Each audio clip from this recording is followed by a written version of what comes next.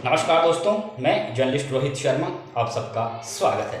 राजस्थान के राजनीतिक हलकों में आजकल ये चर्चा जोरों से हो रही है कि क्या सचिन पायलट और हनुमान बेनीवाल दोनों हाथ मिलाकर भाजपा और कांग्रेस दोनों को कड़ी टक्कर देंगे। क्या दोनों मिलकर चुनाव लड़ेंगे?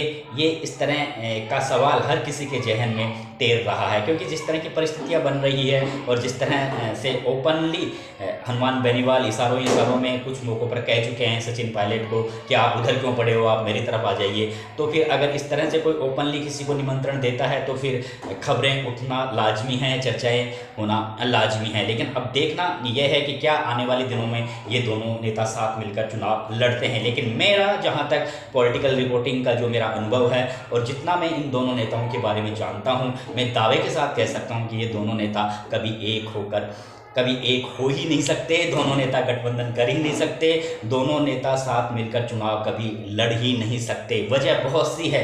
देखिए दोस्तों, दोनों नेताओं का काम करने का तरीका, दोनों नेताओं की सोच, दोनों नेताओं की भाषा शैली, दोनों नेताओं का व्यवहार काफ़ी अलग अलग जुदा जुदा है। लेकिन एक जो बहुत बड़ा गुण है महत्वाकांक्षा दोनों नेता रखते हैं। ये एक अकेला गुण है जो दोनों नेताओं को बराबर समान रूप से उनको समावेश कर रहा है। तो ये जो महत्वाकांक्षा वाला गुण है, ये इसी गुण की वजह से दोनों नेता आपस में बिल्कुल भी नहीं मिल सकते। दोनों नेता आपस में मिलकर चुनाव नहीं लड़ सकते। देखिए दोस्तों, दोनों नेताओं की निगाहें मुख्यमंत्री की कुर्सी पर टिकी हुई है। हनुमान बेनीवाल निश्चित रूप से उनकी राष्ट्रीय लोकतांत्रिक पार्टी का जनाधार तेजी से बढ़ रहा है, काफ़ी मेहनत कर रहे हैं, दौड़ धूप कर रहे हैं। विधानसभा चुनावों में भी उनकी पार्टी का प्रदर्शन बहुत लाजवाब था, शानदार था और पूरी तैयारी के साथ वे विधानसभा चुनावों के लिए अपने पार्टी के कार्यकर्ताओं में जोश भर रहे हैं और बराबर किसानों को मुद्दों को लेकर, युवाओं को मुद्दों को लेकर बराबर वे सड़कों पर रहते हैं।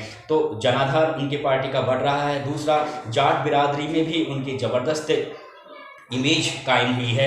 वे एक प्रतिष्ठित राजनेता के रूप में उन्होंने खुद को स्थापित किया है और हर जाति और बिरादरी की जो युवा ब्रिगेड है उनके वे थोड़े लोकप्रिय भी होते जा रहे हैं। तो इसमें कोई दो राय नहीं है। लेकिन वे ये जानते हैं कि राजस्थान में कांग्रेस और भाजपा दोनों ही पार्टियों ने लंबे समय तक राज किया है। दोनों ही पार्टियों का संगठन ब्लॉक बूथ स्तर पर मजबूती से जमा हुआ है। इसलिए दोनों ही पार्टियों को इतनी जल्दी साइडलाइन नहीं किया जा सकता, इतनी जल्दी किनारे नहीं किया जा सकता। इसके लिए राष्ट्रीय लोकतांत्रिक पार्टी को काफ़ी इंतज़ार करना होगा, कड़ी मेहनत करनी होगी। लेकिन वे ये जानते हैं कि अगर कोई चमत्कारी नेता अगर उनके साथ में जुड़ जाता है तो ये काम थोड़ा आसान हो जाएगा, थोड़ा जल्दी से उनकी पार्टी राजस्थान में स्थापित हो जाएगी। तो ओवरऑल वे सिर्फ इस समय एक ही नेता की ओर देख रहे हैं, वो है सचिन पायलट। सचिन पायलट के बारे में आप सबको पता है कि वह राजस्थान कांग्रेस में अभी उनकी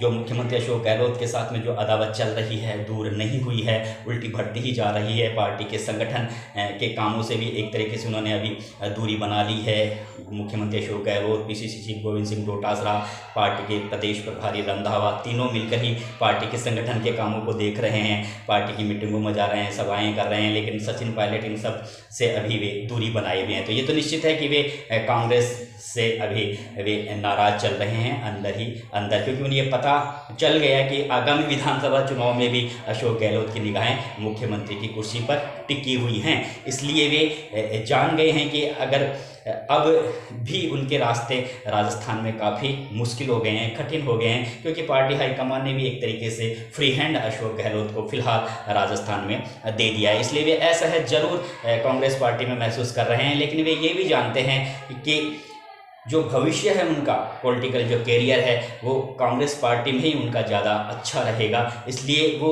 चाहते हुए भी कोई ऐसा कदम नहीं उठाना चाहते जिसकी वजह से उनके पॉलिटिकल कैरियर में ठहराव आ जाए। वे जानते हैं कि उनकी एक गलती की वजह से, आप सबको पता है कि किस तरह से उन्होंने अपनी ही पार्टी की सरकार के खिलाफ जिस तरह की स्थितियां उन्होंने बनाई थी, उसके बाद में निश्चित रूप से कांग्रेस पार्टी में वे बड़े नेताओं की आँख की किरकिरी बन गए थे और एक तरीके से उनका हर कोई उनके इस निर्णय पर और इनके इस रवैये पर सवाल खड़े कर रहा था, जिसकी वजह से उनका जो पॉलिटिकल कैरियर है और जो वे चाहते थे वे अब हो भी नहीं पा रहा। अगर वो इस तरह का कदम नहीं उठाते तो निश्चित रूप से आज उनकी पोजीशन काफ़ी अच्छी होती कांग्रेस में और वे जो चाहते वो होता, लेकिन अभी वो हो नहीं पा रहा है। वो इसीलिए नहीं हो पा रहा है कि उनकी एक छोटी सी गलती की वजह से उन्हें अब ये इस तरह के दिन देखने पड़ रहे हैं। लेकिन वे ये जानते हैं कि आने वाला भविष्य कांग्रेस पार्टी में उन्हीं का है। जिस तरह से कांग्रेस पार्टी के कई सीनियर नेता कहते हैं कि सचिन पायलट को अपने आने वाले भविष्य की ओर देखना चाहिए, वे अभी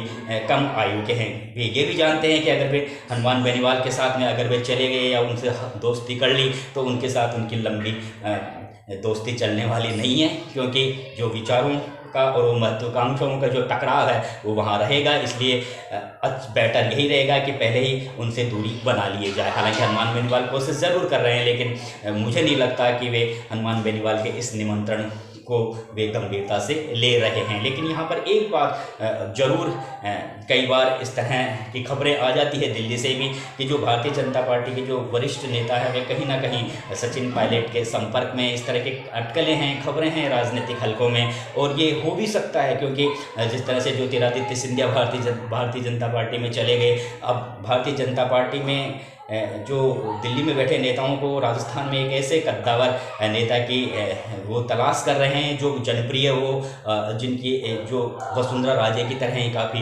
लोकप्रिय हो, वे एक ऐसे नेता की भी तलाश कर रहे हैं। इसलिए हो सकता है वे सचिन पायलट को सीएम के रूप में प्रोजेक्ट करने के बारे में अंदर ही अंदर खींचड़ी पक रही हो। लेकिन ये खबरें हैं, ये इनको अभी कोई क्लियर तरीके से कोई कह नहीं सकता, लेकिन इस तरह की संभावनाएं दिख रही है कि हो सकता है वे सचिन पायलट को कुछ इस तरह का ऑफर दे दे। लेकिन सचिन पायलट ये भी जानते हैं कि ज्योतिरादित्य सिंधिया मध्य प्रदेश में अब तक खुद को भाजपा में एडजस्ट नहीं कर पाए हैं और ये गारंटी नहीं है कि जो ज्योतिरादित्य सिंधिया के साथ में जितने भी विधायक गए थे उनको अब विधानसभा चुनाव में टिकट मिल जाएगा। तो इस बात को सचिन पायलट भी अच्छी तरह समझते हैं। सचिन पायलट ये भी जानते हैं कि जो विधायक उनके साथ राजस्थान में लंबे समय तक से उनके साथ संघर्ष कर रहे हैं, उनके कैरियर को भी उन्हें देखना है। तो ये कोई ज़रूरी नहीं है कि अगर सचिन पायलट को भाजपा हाईकमान अगर सीएम की कुर्सी का ऑफर देवे, और लेकिन जो उनके साथ में के जो विधायक हैं जो उनका साथ दे रहे हैं उनमें कुछ लोगों को ही टिकट भाजपा दे सकती है, सभी को नहीं दे सकती। नहीं तो फिर